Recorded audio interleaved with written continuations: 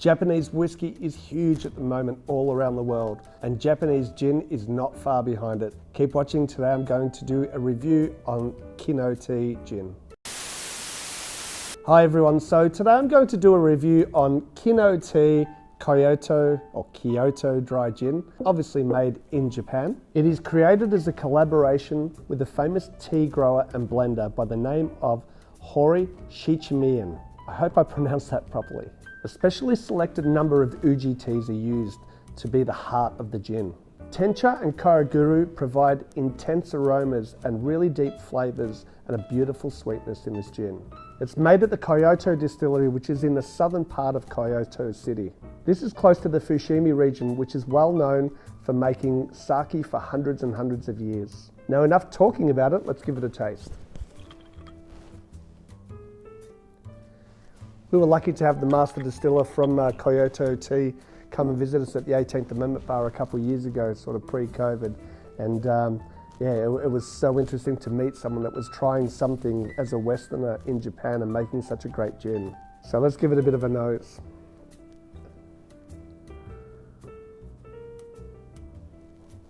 On the nose, automatically, I'm getting this kind of saltiness from it. Yuzu, green tea, juniper. For some reason it just really reminds me of the ocean. Smells so good. I think it's 45.1% ABV as well, and I'm getting no burn, nothing through my nostrils there. It seems to be very, very well balanced. Okay, let's give it a try then.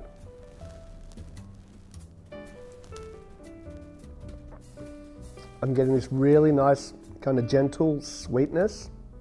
That juniper is definitely sort of in there. It's hitting me, which is what I really like in any gin. I want to be able to try that juniper and taste it. And I'm getting green tea, like so much really nice subtle green tea on the finish there as well.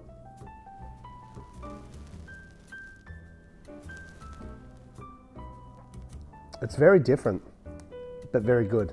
The finish is long, clean. I'm getting that green tea there as well. I'm getting a really nice mild spice at the end. How would I drink this? I would drink this neat or over ice. It is perfect how it is. I'd love to try it in a martini. I think it would go really well.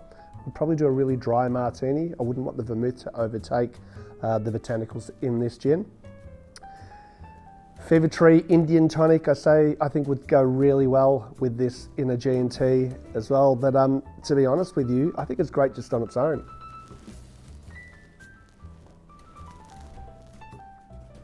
Once again, I'm really getting that saltiness, which is really, really nice. Probably be even great in a dirty martini, I think, with the olive brine. So guys, let us know, have you tried the Kyoto gin from the Kyoto distillery? Have you tried something similar to this? I know there are a few Japanese gins that are starting to come out now. Please guys, like, subscribe, do us a favor. If you like this gin, share our video with one of your friends who likes gin as well. See you again soon guys, and let's talk drinks.